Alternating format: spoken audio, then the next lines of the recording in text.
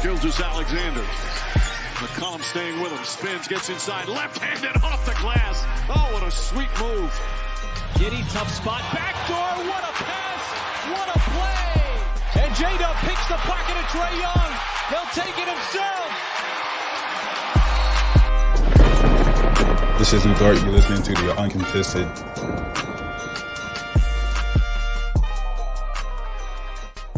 What's up, everybody? Welcome to the Uncontested Sunday Show, part of the Blue Wire Podcast Network and DailyThunder.com. I'm your host for the night, JD Silva, here with some fellas that include Nick. What up, what up? That hat is so ugly, Taylor. Take it off. Wow, slander off the top of the show. We're also joined by Justin.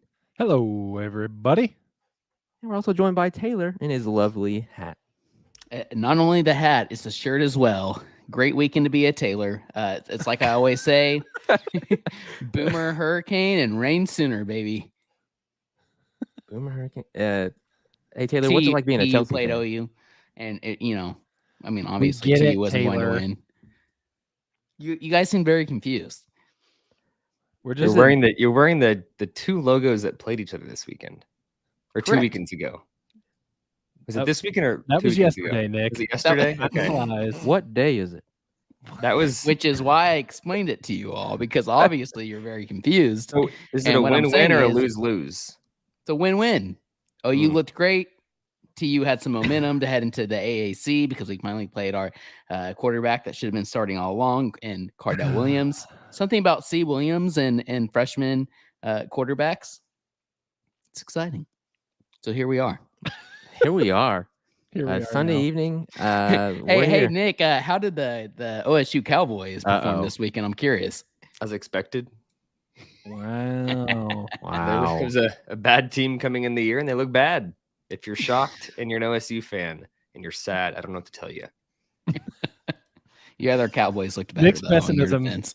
crosses over into college football as well. It yeah. seems. It's not pessimism; it's realism.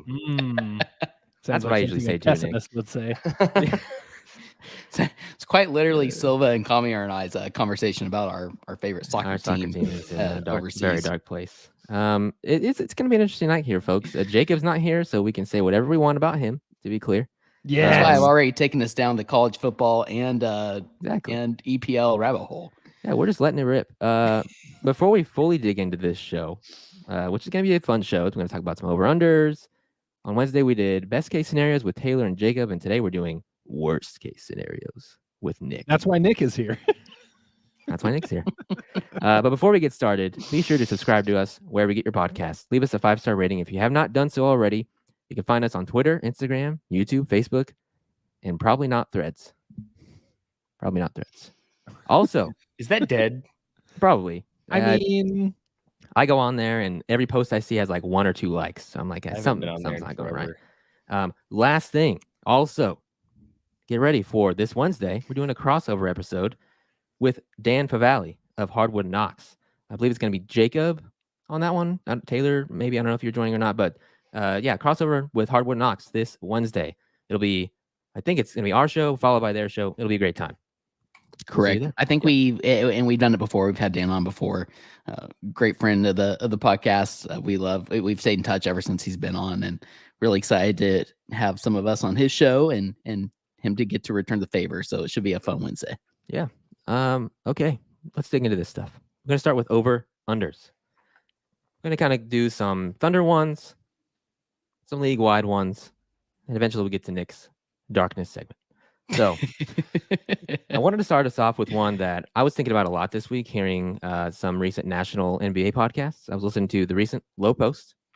So let me give some context to this first before I say it. So Zach Lowe, twice on his last 2 pods, he has mentioned that the Thunder, it's not when, it's not if, it's when the Thunder make a trade to fast track this program. That was 2 weeks ago. This most recent one, he and Ramona Shelburne were on, and Ramona Shelburne kind of offhandedly said, "How long are the Thunder going to keep doing this?" And I was like, "What does that mean?" doing what? Doing Ramona? What? Rebuilding? I mean, that feels like it's over at this point. So I don't know. So that's the narrative is popping up that the Thunder need to push their chips in because of SGA. He's so good. It's like build around him now, right now. So with that being said, how many times, I'm going to set the over under 2.5 times we hear a national pod be impatient about OKC. 2.5.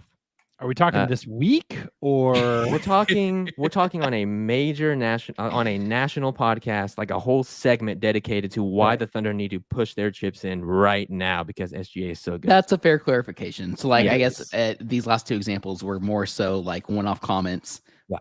And maybe a little more follow-up, but like an actual segment. Yes. Okay. With some urgency, some like, why are they waiting so long? That kind of thing.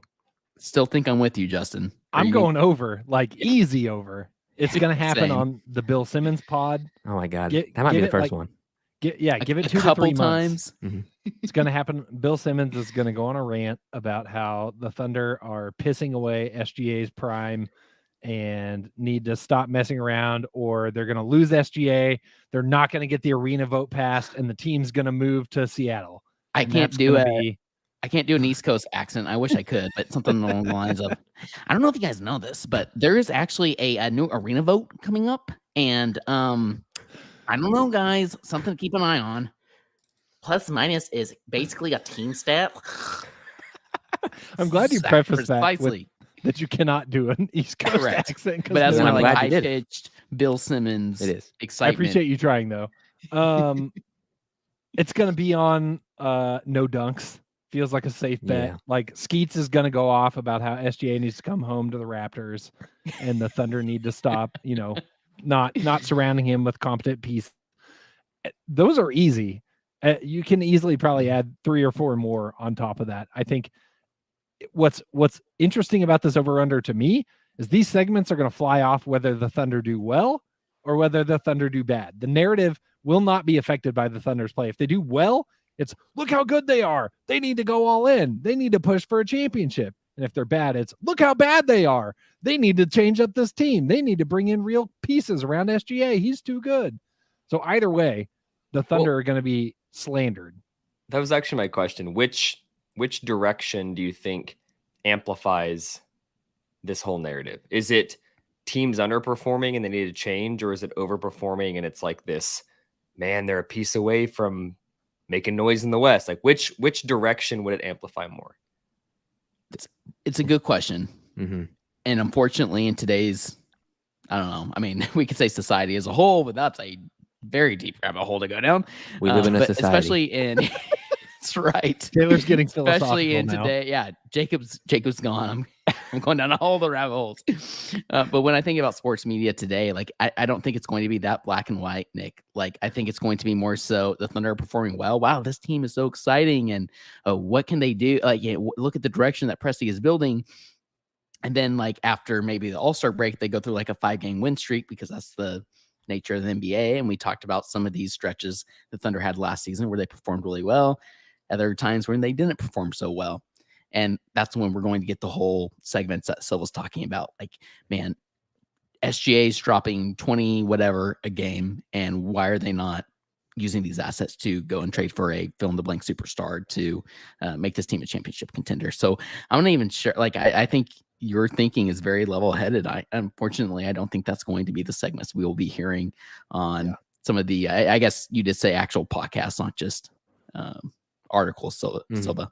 Yeah. It's the predetermined easy narrative for people that don't watch OKC. And every team has these, right? Like LA, it's how they're a bunch of washed up players that are, trying to prop up an aging LeBron. And like there's a lot more nuance to that situation, but like that's the take if you're not watching the Lakers 82 games. That's why I was so surprised by the Lowe stuff. Like if Zach Lowe was saying that of all people, I'm like, why? That's why I'm personally like, if you want to actually understand a team, go listen to the pods, not to like toot our own horn, but like go listen to the pods like us, because they're the ones watching, the nothing Wednesday night game against the Houston Rockets. That's, a 40-point margin. They're watching all 4 quarters and breaking it down. Zach Lowe's not doing that. No. He's trying to watch all 30 teams. It's the same thing with the Kings. I think it's going to be on the Thunder to flip that narrative. And the narrative's not going away until it's flipped. The Kings forever was their ownership group's terrible. They don't know what they're doing. We were purveyors of that narrative on this podcast. And that's the narrative until it's not. It's going to be the same with OKC. Let me ask another question. So I do disagree with the narrative. Yep. But a light version of the narrative, I maybe agree with, depending on how the season goes. Like, okay, if like, I'll answer the question for myself and then I'll kick it to you guys. If the Thunder are third in the Western Conference at the trade deadline, and there's gettable players that could maybe, like, not just like this 1 year rental guy that helps you win some games in the playoffs, but a guy that's either a fringe star or a really complimentary piece that fits the system, is on a decent contract for 3 years. Like, what would it take for you guys to say, yeah, we actually, the Thunder need to do something to help Shea and help this team push forward? Whether it's really good or really bad. Yeah. What if SGA is like on a legitimate MVP campaign and the team is clearly not up to that standard? It'll probably be hard in the moment to be patient. Like Sam Presti always tells us to be as fans, is be patient, let it happen naturally. But if SGA keeps doing what he's doing and keeps climbing, and these other guys are 2, 3, 4 years away from being at that level, it will be tough. There'll be some tension for sure. And I think SGA could quell that pretty easily if he chooses to. So that'll be interesting. That'll be very interesting. So, like, what if a guy like, I don't know, Okongwu or something from Atlanta pops up like that? Jacob, I think on Wednesday's show, whenever we talked about best case scenarios and like acquiring another guy, he was talking about it would be acquiring a guy that's on a rookie deal, or like Nick said, a long-term deal that you don't have to worry about leaving in a year. That makes sense. And it makes sense, especially if SGA is as good as he looks and was last year. In reference to your question, Nick, specific to this year, I wonder how much Chet's injury last year plays into this, because we've heard Presti say he wants to give like each iteration of the team the chance to prove themselves and like see what we can get out of it. If Chet had played last year, I think we probably have like a good grasp. And the second year is like, all right, let's see where they're at. And if they're in third, then it's like, okay, we know what we've got. Let's go get another piece. Because he didn't play last year, I wonder, it's like, okay, they're third. Like, let's keep going, right? Like, that's great. Let's see what happens from here on out. We don't need to make a move because we don't know what happens next. And that maybe this is enough. And being in third, heading into the playoffs is all we need for us to, achieve the potential. That could be Sam Presti's line of thinking. And I think that might be the thing that holds the Thunder off this year. Do I think that changes next year if they find themselves in a similar position? Absolutely. Because I think you get that exposure to kind of where this team is at, what they need on a longer scale than just one season or a half season. So I agree with everything that Silva and Justin just said in response to Nick's question. And I agree exactly with where Nick is coming with his question. So while you guys were saying that, I pulled up something that I saw here, I guess 2 days ago. I'm not going to call this person a media member, NBA media member, because he's not, but he is a prominent member of what you would call NBA Twitter. Drag him, Taylor. And I mean, it's true. Like, has a lot of followers, post certain tweets because they get engagement, et cetera, et cetera. He posted a 4-team trade, and I'm not going to break down the entire trade, but just in terms of the Thunder, they would get OG Anunoby in return, Wendell Carter Jr. in return, sending out Davis Bertans, Jalen Williams, Josh Giddey, and Poku. And like, from a surface level, again, kind of wrapping this all back up to your original point, Silva, about like national NBA narratives and not actually watching the Thunder on a game to game basis. Like, I see where somebody would get that from, right? Like, you're not giving up a ton of picks for two really nice players in OG and Wendell Carter Jr., but that is bringing in two completely foreign players who don't necessarily fit what this Thunder team is building towards, and getting rid of Josh Giddey, who has tremendous upside and fits exactly the style of play that this Thunder team is building towards and what Presti is trying to build towards. So I think that kind of, I don't know, maybe that's a long way to answer Nick's question, in the sense that I don't think we're going to see something drastic. But yes, Like we're not going to see something like this NBA or you Twitter member proposed, but like I think more something of like the Russ MVP season when he had no help but was playing really well, and so Presti went ahead and traded for like Taj Gibson. Now Taj Gibson isn't like a sexy name, but I could see them improving the roster. Yeah, right, exactly. Like adding some depth to this team to help them with the playoff push, but nothing drastically that's going to change actual structure and long-term view of this team. What do you think about the flip side of the coin? Like I don't foresee Shea, if this season goes really bad to start, like being super frustrated in post-game availabilities and like making big statements. Like he's bought into what the Thunder is doing, the patience, the process.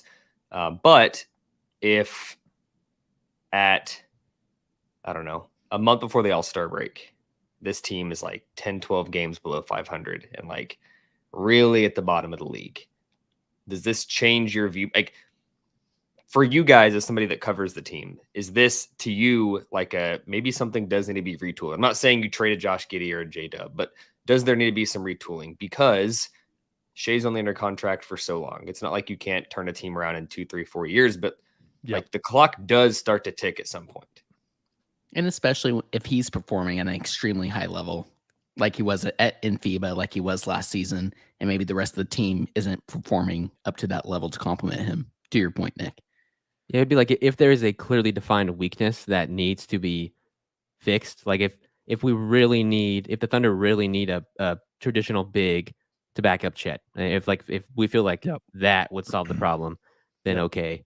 But I don't see them rushing things in any sense. I think that's the biggest part, like point of frustration for this narrative is we don't know who these guys are going to be. The young guys that would be involved in a trade like they're proposing. Because the conversation with Shelburne and Lowe was talking about Giannis.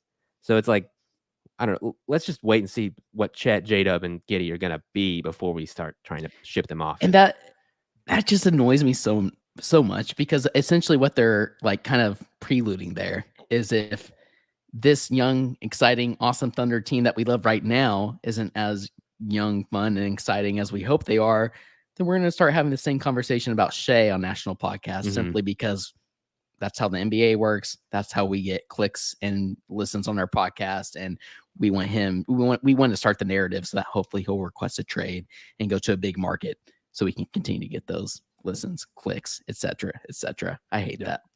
So we're all smashing the over, it sounds like. What a segment, though. That was a great segment, Silva. Well done. Smashing the over. Yeah. This episode is going to be 3.5 hours long. It will. The other ones are not nearly as like context filled. It'll be a team effort as we try and cut and condense it. Yeah. Okay. We can go shorter on this next one. These next few are Thunder specific. So next one, I'm going to set it at 4.5. Thunder players averaging more than 12 points per game. For context, there's 4 last year. SGA, Giddey, Dort, J-Dub. So over under 4.5. We'll start with Nick. You said 4 or 4.5? 4.5. This is a good over under. So will there be a fifth? Well, I don't think Dort's going to do it this year. I know there's a lot of people out there that think, and rightfully so, that Chet will be awesome. I could see him having a rookie season that he averages 11, 12, 13 points, but it's right around this over-under. So Shea's a lock. Josh is a lock. I think J-Dub's a lock. I think Dort falls below. We'll throw Chet in there as 4, so I'm going to go under. Okay. Justin? I tend to agree. But I think it could be close. I think it could be close with Dort. I think it could be close, depending on how things shake out. This is like shot in the dark, but like, does Micic flirt with 12 points a game? I was thinking about it.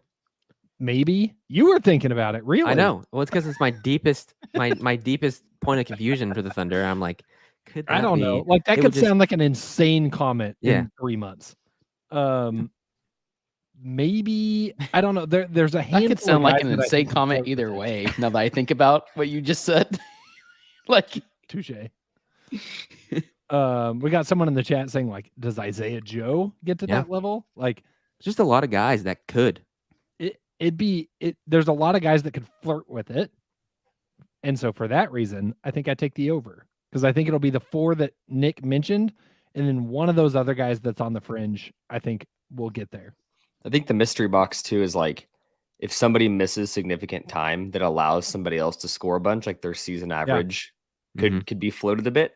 Yep. But I'm answering this question like assuming it's a very standard distribution. So I know we've made the joke about our segment from Wednesday and Sunday, and I'm the optimist and Nick's the pessimist, etc. The realist. The realist. The realist. I mean, we will get into that, sure, yes. But I also think about like, and as much as I want to say, like, yeah, I could say Isaiah Joe having 12 points a game, maybe Casey Wallace plays really well, and Mitchell plays, but that's, I think more so like Shea's going to take a jump, potentially average more points per game. We want to see J-Dub and Giddey each take a jump and average more points per game. Chet's obviously going to come in, and I would hope that he would average more than, 12.5 points per game? Yeah, 12, or 12 points per game. So if that happens, like, you can't have all those things at once. It's not like this team's going to score 160 points per game, because that's just completely unrealistic in the NBA. So because of those reasons, we think all of our, quote unquote, if you want to call them like a core 4, are going to take a leap, and including Chet, who will score more than 12 points per game and stay healthy. Like, those points have to come from somewhere. And so I think I'm going to take the under here and say that there will be 4. I kind of agree with what Nick's saying. Wow. Did not have Taylor taking the under on my bingo card. I think I'm going to go, oh boy. Oh God. Now that I'm here, I don't know. I'm going to go over for a reason that I will explain in one that's coming up. I'm going to go over. So cryptic. I know.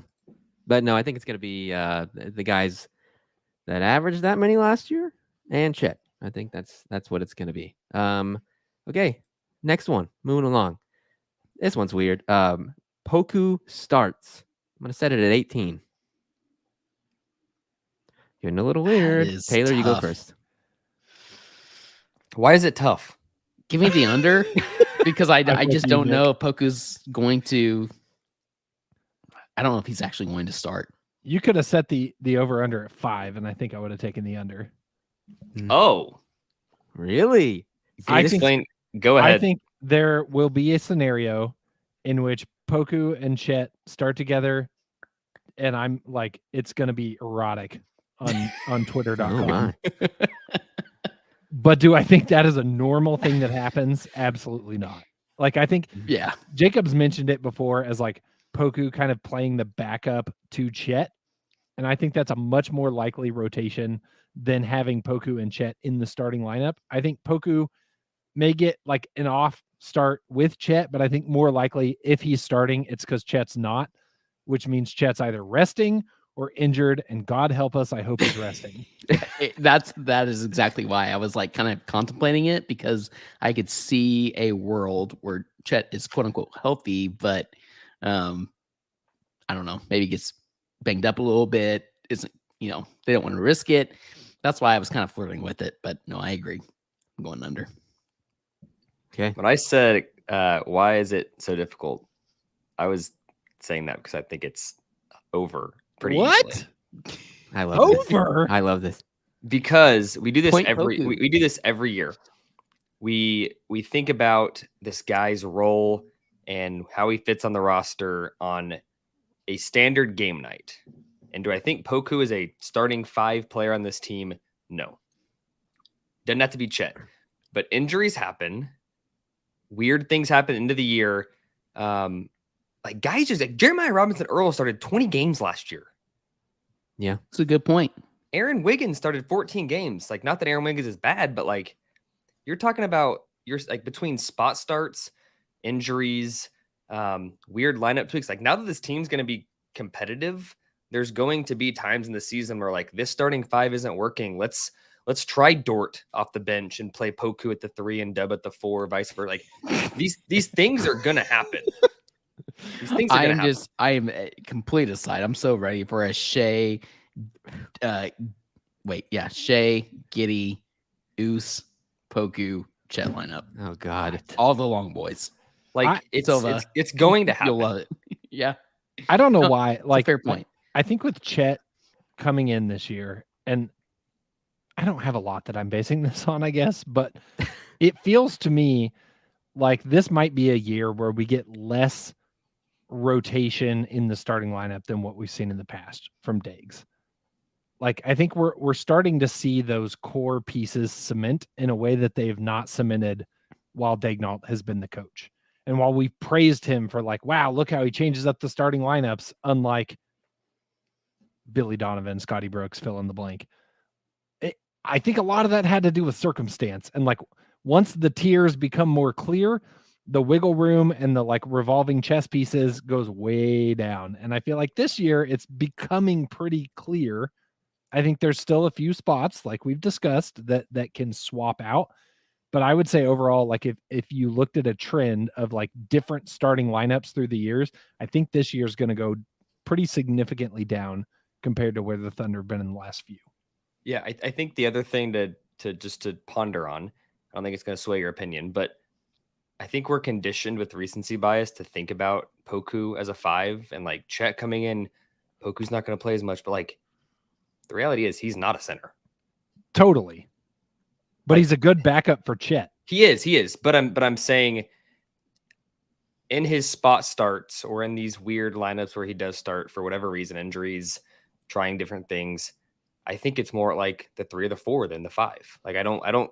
Yeah. Obviously, you've got to consider who Chet's playing next to, and if they don't fit together, he's not going to play 4. But like, I just it's hard for me to picture a world where he doesn't have at least the opportunity to start 20 games. So I know you. My counter argument here is something I know you agree with, Nick. So you're going to hate it, but like you're talking about centers, 3s, and forwards, and like this team doesn't play that. So to your point, like Poku get inserted into the starting lineup. Put Poku with the 1. We don't really have we don't have. You basically have ball handlers, and then you have everybody else, and so I mean I could see it. We've literally seen Point Poku. Yes, we have. We have seen Point Poku. We saw it. I think there will still be some actual ball handlers in that lineup. I think Jacob is probably headbutting his steering wheel, honking the horn right now, listening to this. I think he would hit the over because he just loves Poku, I think. But I think Poku's good.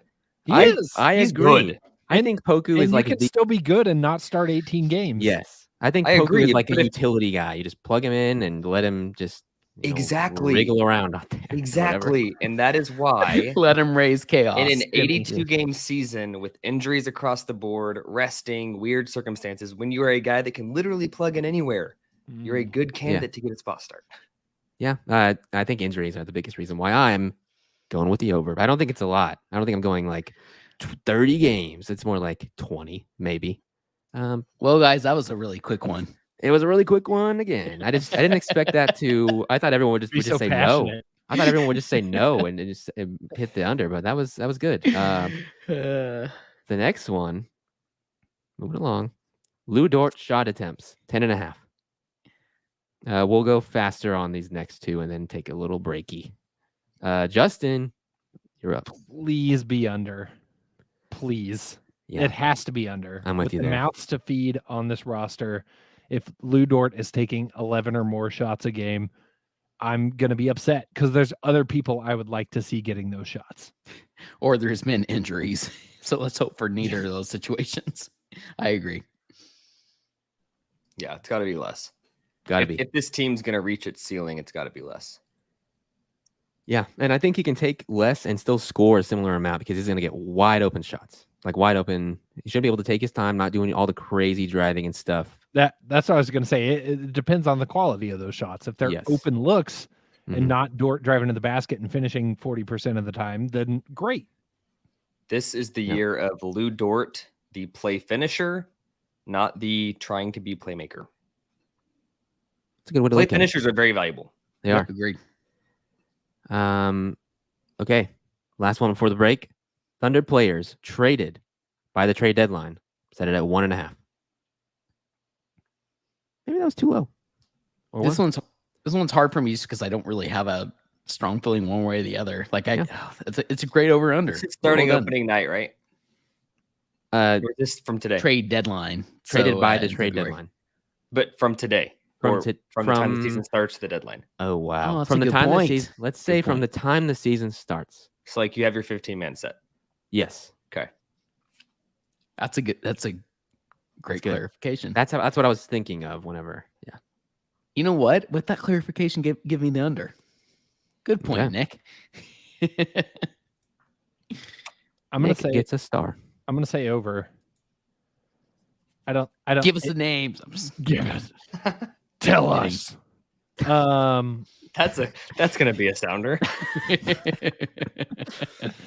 I think it's hard to just trade one guy when you don't have one guy that's worth trading. It often becomes a package, and I think it could be one trade, two guys that are like one decent prospect and one salary filler or something like that, or one bad contract that the Thunder, pushes through the house to get a pick. Something along those lines. I think we've seen the Thunder often make trades where it's a few people lumped together versus these kind of like single man trades. I'm taking the over too. Yeah. This team has too many, like, we don't know who's going to make the 15-man, but if Oladipo does or Bertans does or both do, like, those are going to be expired. Oladipo's expiring. Bertans has a small guarantee and will be expiring the next season. Still an attractive contract. So I just think this team is set up in a way that a trade of two players makes a lot of sense. I think I would agree. Okay, let's take a short break. We'll come back, do a few more rapid fire ones, and then where we're going from there.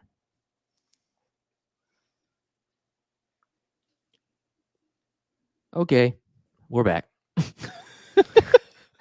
Okay. Nick's gone, I see.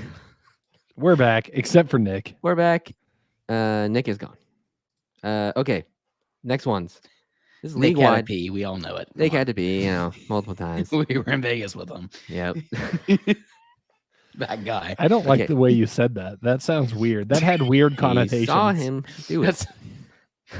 Let's move on. What are we over-undering? These No are context needed. These are league-wide and pretty fun, I think. So first one, star player trade requests. Putting it at 2.5. Ooh. Taylor, you go first. Ate this over under also, Silva. Very well done. Thought about it for about 40 seconds. So I think, that was quick. Hey. Look at Nick. Oh. So if we're not including the ones that have already occurred, right, with Dame and James Harden, would that be the correct assumption there, Silva? Correct. Are we using the newly minted NBA definition of what a star player is? Oh, God. Now we're talking. All-star game. Please all provide NBA. the official definition. I'm going to go. Again, I don't feel good about this one either, but I'm going to go under just because we're not including Dame or Harden. Mm-hmm. I think it'd be interesting if we got to, the trade deadline and there was an additional 3 in this scenario that requested out. So for that reason, I'm going to go under. Like maybe Cat would be one. Trying to think of who else would be another. I'm like kind of having trouble coming up with more than the 2. Yeah. I'm going to go under.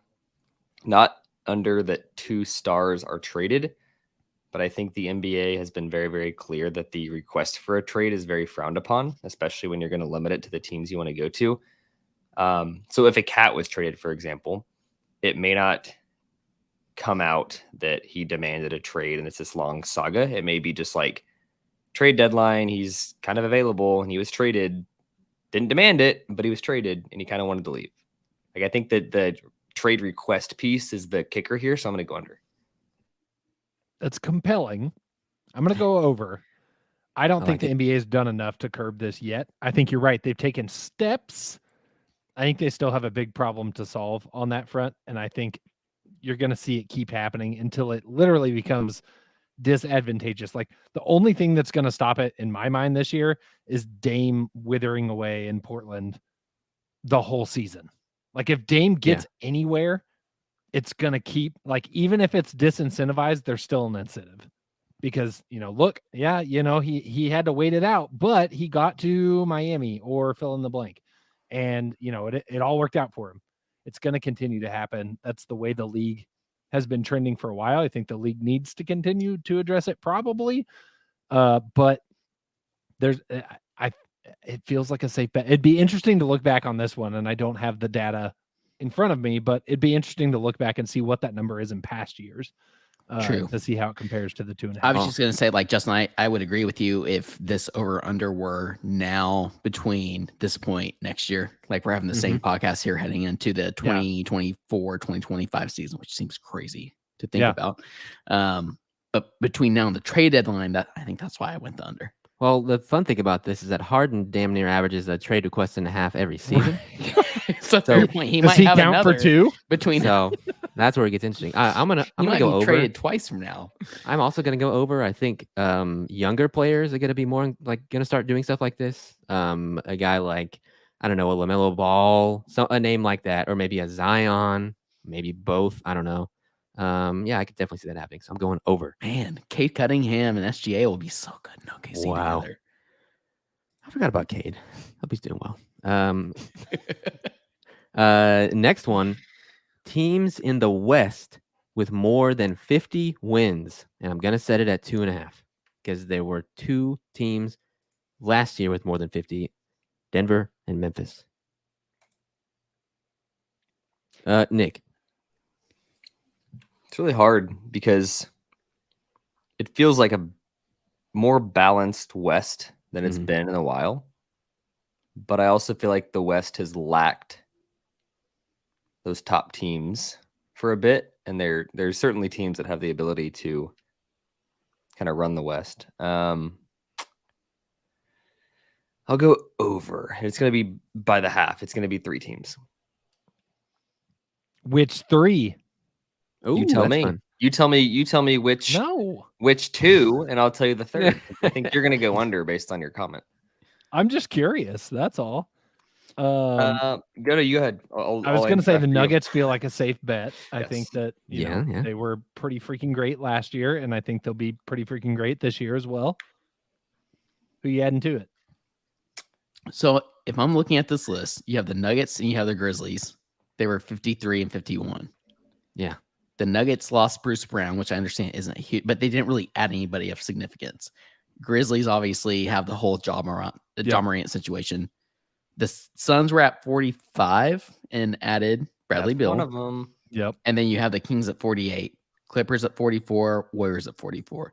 So just providing some context. Like, would it be one of those teams? What are you guys thinking? I mean, I think the Pelicans have a chance if Zion plays. Ooh, okay. That's not the answer everyone loves to hear, but like they were absolutely trending that awesome. way before. Weren't they like they were like a top 2 seed, right? They were really good. I still think the Grizzlies could do it. Even without Ja, they've got Marcus Smart. They've got pieces that could carry in the absence, and they've been good without Ja in the past 2. Denver's the obvious one. I think Phoenix has a chance, injuries aside. God, this one hurts me, but Dallas has the potential to do it. Like if Luka and Kyrie actually start driving, as they have for years. I mean, if we say that, the Thunder had the potential to do it. Whoa, buddy. I mean, sure. Hey, this is the worst case scenario.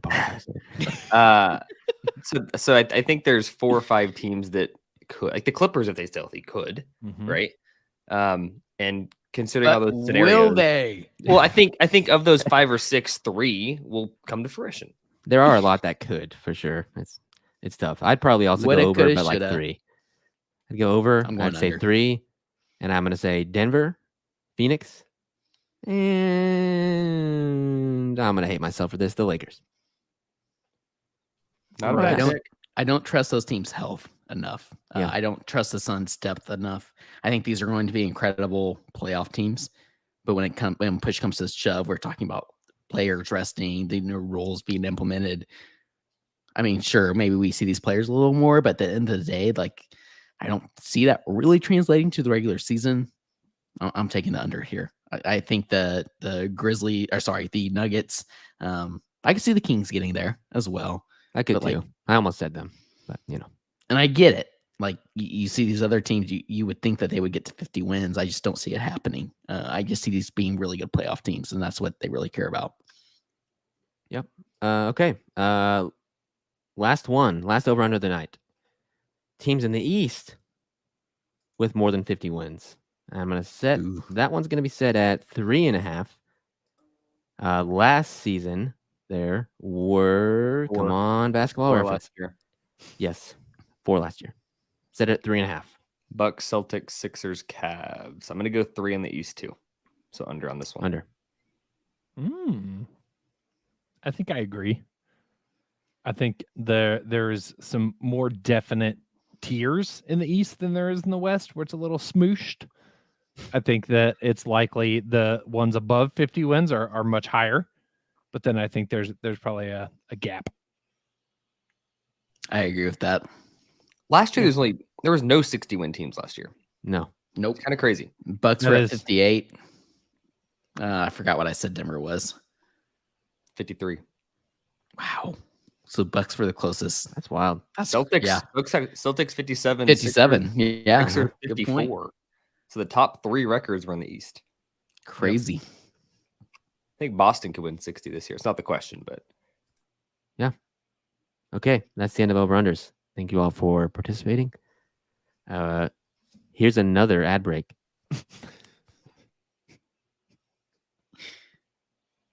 And we're back. Well, Nick, here we are. It's time to talk worst case scenarios for OKC this season. I love it. We've gotten so much use out of that sounder in the We have. I 3 really weeks like we've it. had it. It's Yeah, perfect. a lot of uses for it. So on Wednesday, we're going to do the exact same criteria as Wednesday that I kind of messed up as soon as I made my first point on Wednesday. But the criteria was and is what things would have to happen, excluding injuries, for the Thunder to hit their worst case scenario. So that's going to be it. Nick, I guess we should start. So Taylor, whenever you did this, you wanted us to kind of give high level outcomes first. So like record, things like that first. So I'll let Nick just, I mean, it doesn't matter. I think like we all went through, Mm. we all picked, and then whichever ones I had left over, we kind of went through and discussed. So Nick, like I know you probably have a good list, and so we'll do something yeah, similar. just- I don't have a list. I have an exact. This outcome. is Nick's Wow. soul. An exact. Nick, just paint that he from the has heart. stuff he's already put money on.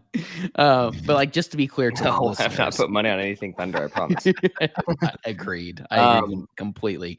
We aren't talking like, Chet's a bust and the team gets sold because the arena doesn't get, like it's not No, that no, extreme. no. We're trying to No, talk that more would be the worst realistic case scenario. actual I know. outcomes. I think And I think ultimately the goal, right, is to see like what is the actual floor of this team and what is the actual ceiling. I All right, think Nick. the worst case scenario is Thunder miss the play-in by 1 spot, and Utah and Houston are the 2 worst teams in the West, which really diminishes the chance for those 2 picks to convey.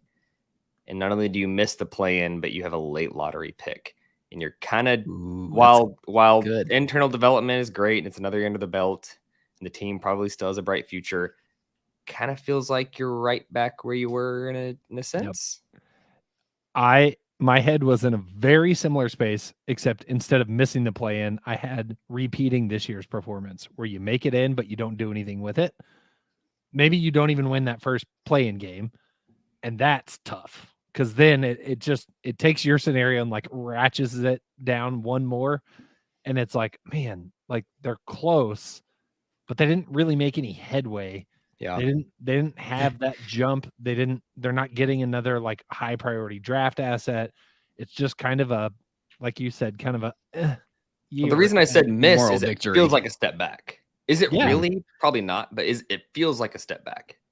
I agree with both those points. And I think like when you really think about to Justin's point, I think your point would almost be worse, Justin, just because I think like us Thunder fans are really in the weeds, like we talked about comparing like the national podcast, like the Zach Lowe podcast, to somebody like us who covers this team on a game by game basis, we'd be arguing like, well, then should we have just like kind of tanked those last couple of games and try to get a better pick? Right. Like Dallas, Mhm. right? Like, what was the point of making the play in if that's what you're going to do? You know, look how it worked out for Dallas. They, as much crap as they got, it seems like it worked out. So that would be a really tough spot to be in looking ahead to next year for OKC. It's a good point, but I like it, and I get Nick's point as well. Like on paper, not even making the play in is such a feels such a tier below what the Thunder did this past season. It's tough because you want the development and the rebuild to be linear.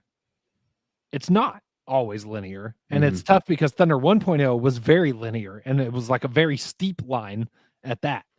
And it's going to be hard to separate this iteration and this rebuild from that first go round, and it may not take that steep of a climb.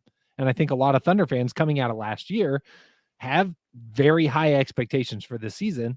And there's a lot to be excited about and a lot of like justification for those high expectations. But if you look around the league, there are so many teams that returned a lot of pieces, had a lot of promising young guys, and it just didn't materialize a second time around. And like that can happen. And that can be a lot of reasons. Like I know Nick's talked about it. We're not talking injuries in our doomsday segment, but like that can happen. That can be a very real part of it.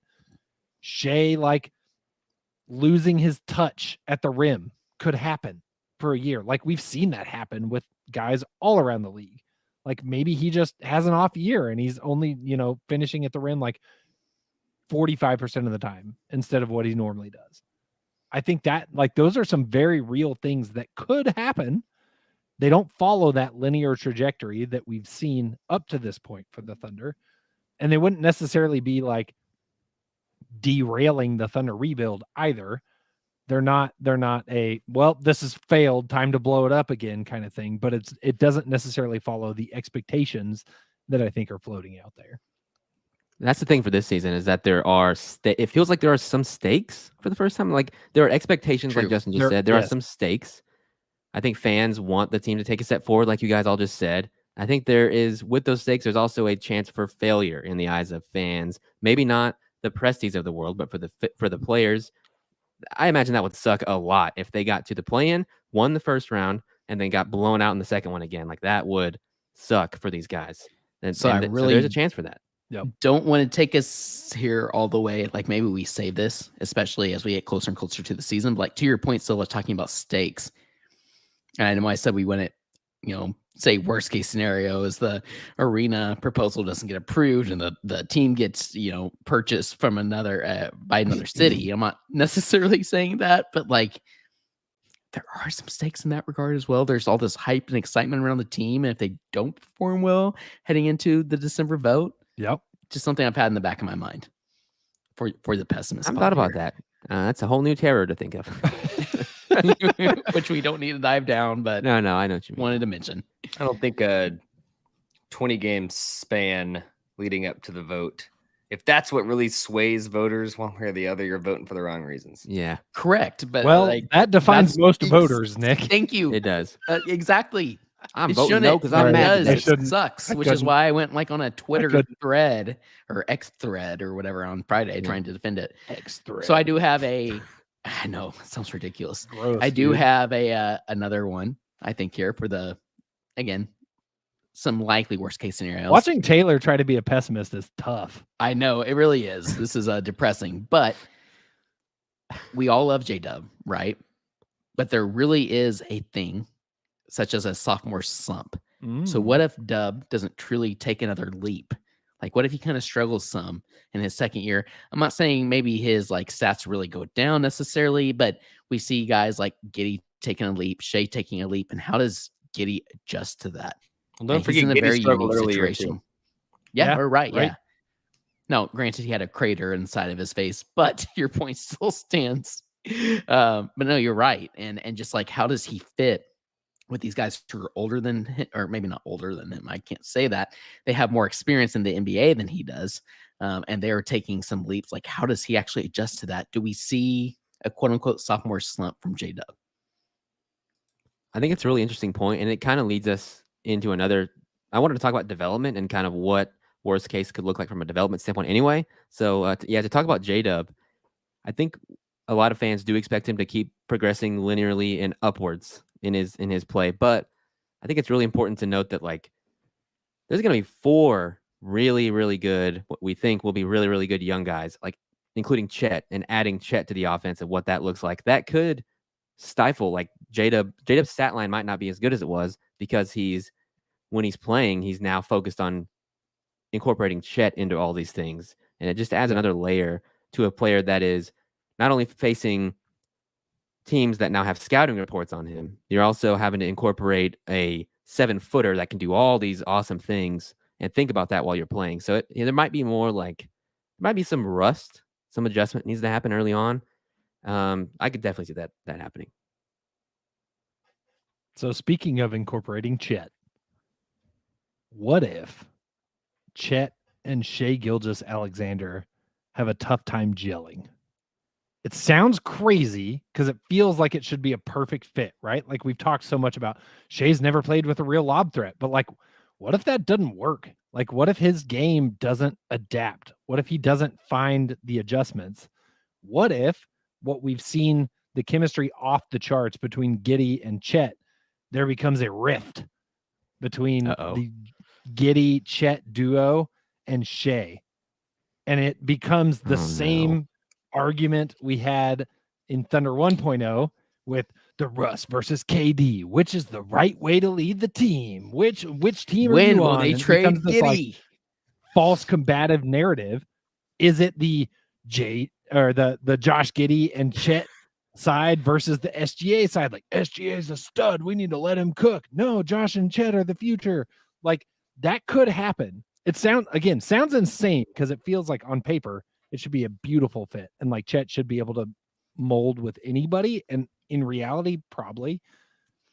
But that, I don't think it's crazy. The discussions that we had about I don't either. Can Shai and Giddey coexist become the same conversations. You just add Chet into the mix. Okay, I love that, Justin, because tying that to our first over-under when we talked about the national podcast narratives, and I mentioned how it wouldn't be like, I think Nick had a really good question there.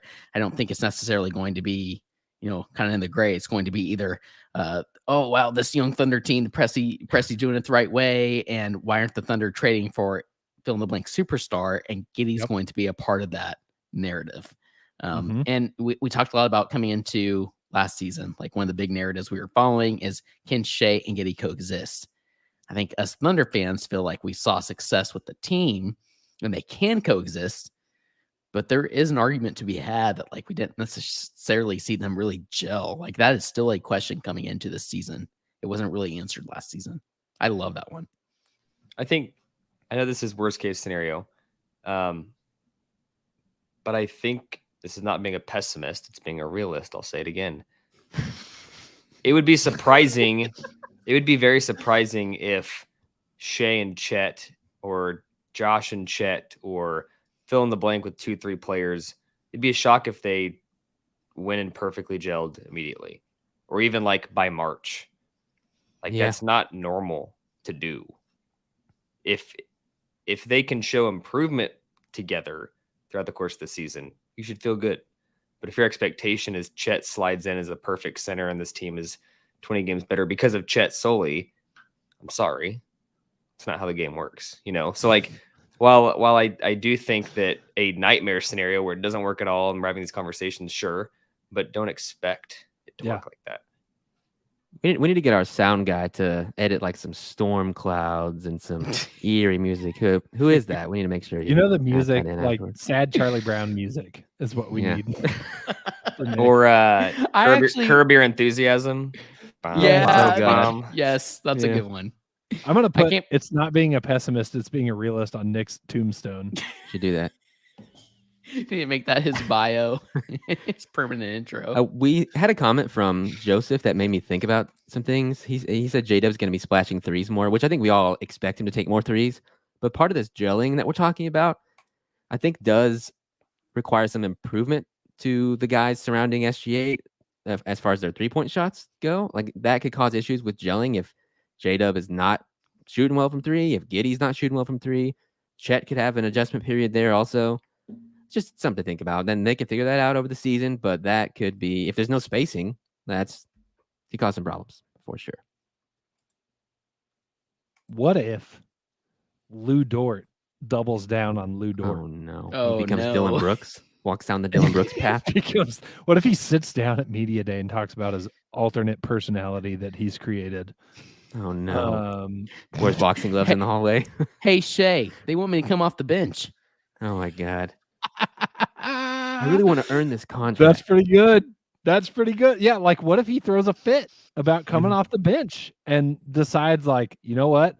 I'm going to show them how they went wrong, and comes out chucking 15 shots a game and trying to like ISO. It would be insane. Fortunately, there are a lot of good dudes and good level-headed dudes on this team, it sounds like. But before people in the comments freak out, we're just talking theoreticals here. The reason I hate all these is because there's some it goes against Taylor's nature. Yes, and there's like some realism in there. Like, hey, these aren't like, like I said, these aren't, fill in the blank player breaks his leg in half and the team gets traded or the team gets bought and moves to Seattle. Like there's some legitimacy. It's all possible. Yeah, it's all possible. Exactly. Anything is possible. Like Kevin Garnett. Anything is possible. Easy, KG. Yeah. What do we think about a worst case scenario where the Houston Rockets finish ahead of the Thunder in the standings, find a semblance of postseason success, thus validating the Houston method of team building versus the Thunder, who continue to fail to progress? This is some bullshit. Justin, that's a great one, and I hate it. Justin, I just thanks. I hate it. Yeah, guys, I can do these all day. Nick gets the credit for being the pessimist, but if we're talking like dark fantasies, unlocked by Fred VanVleet, the right? Houston Like Rockets Fred story. VanVleet and Dylan Brooks were the missing piece for the Rockets. Then the narrative we talked about earlier about how the Thunder need to get off their ass and start pushing some chips in gets so much louder. Look what the Rockets did when they got Fred VanVleet and Dylan Brooks. The Thunder don't want to work needs anymore. To stop pissing away Shea's potential. Like that is hell. That would be the worst thing that could happen. Yeah. You win. It's not impossible. It's not impossible. Correct. Yep. Agreed. Like, Agreed. And it may not be that way at the end of the season, but say like 20 games in, and that Bill Simmons segment is going to be scorching hot. Of like, I didn't sell all my Jalen Green stock. Yeah, that's happening for sure. That was my Bill Simmons impression. They're both terrible. We need to stop doing Bill Simmons impressions. I don't know, man. That was really good, and I hate it. I assume Houston expects to be better with all the money they spent. They have to, or else you don't spend that money. I think Kelly Iko said heads. Someone from their front office said heads will roll if they don't make the playoffs. Yeah, Dylan Brooks, as much as we talk crap, is a hell of a defender. VanVleet is a proven point guard that elevates the team and enhances your offense. Jabari Smith Jr. could take a pretty big jump and look like the guy that was supposed to be the number one pick. Yep. Amin Thompson should be really dang good.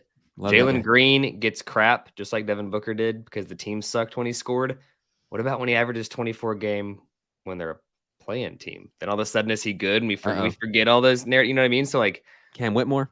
Whitmore. How'd they get him at 20? It's not. Look at the foresight on asinine. Cam Whitmore as he fell in the draft. Yeah. I mean, unlike Sam Presti, who's still holding his bets on Alexei Pokushevsky. You know what? And then new Danny Ainge. Shingun is balling out, and everyone's saying the Thunder traded him away. Yes. Dude, yeah. Oh, see, there's the connection. Great point. The narrative destinies of those two teams are so intertwined. This is my Thunder hell. I love that Thunder hell involves the Rockets being good. Correct. Accurate. And I love that our angry fan voice is all the same. We all have the same angry fan voice. That's just what I imagine NBA Twitter sounding like in general. Same. Except probably higher pitched because they're all 13. That's true. Okay, is there anything else as far as You want to lead us further into the darkness, Nick, or anyone else? I mean, I think we just do another hour on the new arena. Oh yeah, that sounds great. Let's just get mad all over again. Talk it out. It'll be great. Good times. Good times. Okay, so we visited what the ceiling could look like, which was like the 3 seed in the West.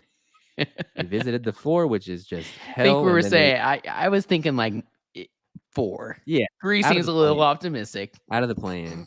Hell is the Rockets are good and no one develops, and the same result as last year or worse. Okay. Are we gonna have a? It's a wide gap. Are we gonna have a middle of the road? I feel like that's every segment. Every segment. So, yeah, that's like our so level-headed. You're right. Rational. We absolutely are. Okay, comments are getting a little wild. I think it's about time to wind this show down, everyone. Thank you all for joining us tonight. Fun segment. We're done with the worst and best case. Season's coming around soon.